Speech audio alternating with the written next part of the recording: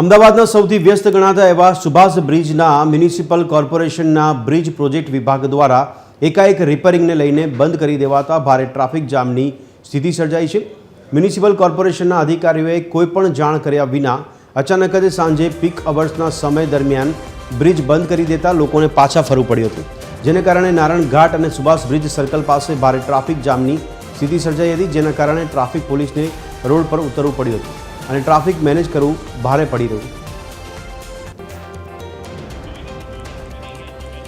આ જ અંગે વધુ વિગત સાથે અમારા સંવાદદાતા મૌલિક ઉપાધ્યાય અમારી સાથે જોડાયા છે। મૌલિક, જણાવશો અચાનક જ બ્રિજ બંધ કરવા પાછળનું કારણ શું સામે આવી રહ્યું છે અને બ્રિજ બંધ કર્યા બાદ વાહન ચાલકોને કેવી હાલાકી અને જે ટ્રાફિક છે તેને કઈ રીતે ડાયવર્ટ કરવામાં આવ્યો અને મેનેજ કરવામાં આવ્યો?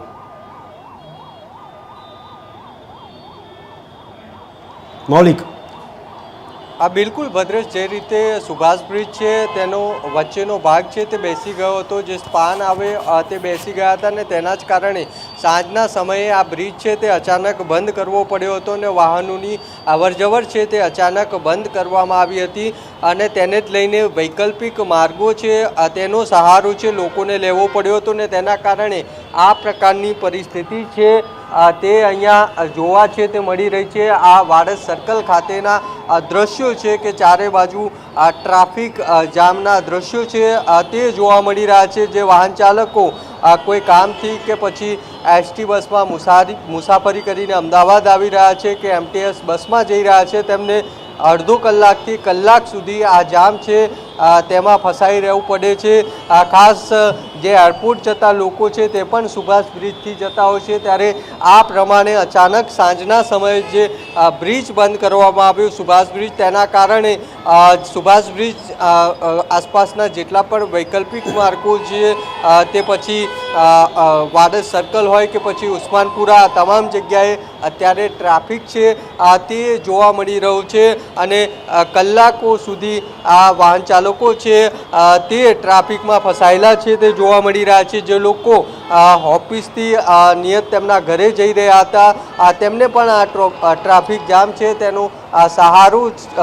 સામનો છે તે કરવો પડ્યો છે, કારણ કે અચાનક જ સાંજના સમયે બ્રિજ બંધ કરવામાં આવ્યું હતું, તેના કારણે જાણકારી ન હોવાના કારણે વાહન ચાલકો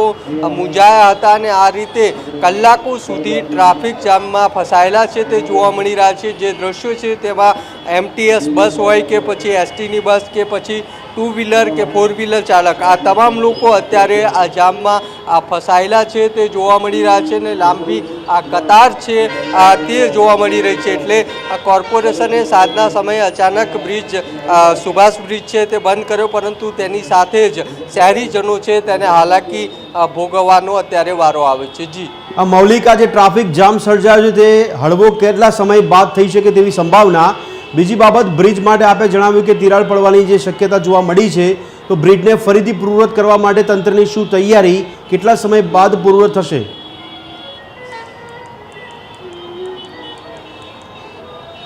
ભદ્રેશ, જે રીતે અત્યારે છે બ્રિજ કોર્પોરેશન દ્વારા 5 દિવસ માટે બંધ કરવામાં આવ્યો છે, પરંતુ જો તેનું સમારકામમાં સમય વધારે લાગશે તો વધારે સમય પણ જઈ શકે છે। અત્યારની જે સ્થિતિ છે તેના દ્રશ્યો કેમેરામેન છે હેમંત ગાયકવાડ તેમને કહીશ કે બતાવશે કે આ જામ તમે કહ્યું છે તેમ લગભગ કલાકથી આ પ્રકારની પરિસ્થિતિ છે અને તેના પાછળનું કારણ મેં કહ્યું તેમ સુભાષ બ્રિજ છે ત્યાં દરરોજના 1 લાખથી પણ વધારે વાહન છે તેની અવર જવર જોવા મળતી હોય છે અને આ જે સુભાષ બ્રિજ છે તેનો ઉપયોગ ખાસ પૂર્વ અને પશ્ચિમના જોડતા વાહન વ્યવહાર માટે પણ થાય છે, સાથે સાથે એરપોર્ટ જતા લોકો પણ સુભાષ બ્રિજનો ઉપયોગ કરતા હોય છે, ત્યારે તે બંધ હોવાના કારણે આ રીતે જે વૈકલ્પિક માર્ગ લોકો પસંદ કરે છે, પરંતુ ત્યાં પણ આ રીતે લાંબો ટ્રાફિક જામનો સામનો છે તે લોકોને કરવો પડે છે અને આ રીતે મુશ્કેલી વેઠવાનો વારો છે તે શહેરીજનો, બહારથી આવતા જે લોકો છે ખાસ સુભાષ બ્રિજ છે તે પ્રવેશ દ્વાર પણ કહેવાય છે, એટલે જે વાડજ સર્કલ છે ત્યાં મોટા ભાગની જે એસટી બસો છે તે પણ આવતી હોય છે, સાથે એમટીએસ બસ છે તેનું પણ સ્ટેન્ડ છે અને તેના જ કારણે ચારે બાજુ ટ્રાફિક જામના દ્રશ્યો છે અત્યારે હાલ જોવા મળી રહ્યા છે. કેમેરામેનને કહીશ કે કેટલી લાંબી કતાર છે તે તમને બતાવશે. લગભગ આ કતાર છે તે 500 મીટર જેટલી લાંબી દૂર દૂર સુધી જોવા મળી રહી છે અને આ પ્રકારના દ્રશ્યો સતત અમે અહીંયા 1 કલાકથી હાજર છીએ ત્યારથી જોવા મળી રહ્યા છે ને આ પ્રકારની પરિસ્થિતિના કારણે મેં કહ્યું તેમ જે નોકરિયાત વર્ગ છે, જે બહારથી લોકો આવે છે, જેઓ એસટી બસનો સહારો લઈને તેમને કલાકો સુધી આ જામમાં ફસાવાનો જે વારો છે તે આવ્યો છે અને આ રીતની પરિસ્થિતિ અત્યારે જોવા મળી રહી છે. ટ્રાફિક પોલીસનો બંદોબસ્ત છે, પરંતુ આ ટ્રાફિકને કંટ્રોલ કરી શકે તેટલો પૂરતા પ્રમાણમાં નથી અને તેના જ કારણે કલાકો સુધી આ પ્રકારની પરિસ્થિતિ અત્યારે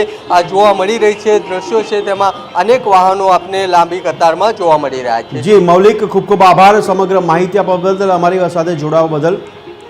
તો હાલમાં દર્શક મિત્રો દ્રશ્યો જોવા મળ્યા જાણે કે વાહનોનું કીડિયારું ઉભરાયું હોય તેવા દ્રશ્યો સર્જાયા છે. ટ્રાફિક જામમાં લોકો ફસાઈ ગયા છે અને ટ્રાફિક મેનેજ કરવા માટે પૂરતો સ્ટાફ પણ રોડ પર હાજર જોવા નથી મળી રહ્યો.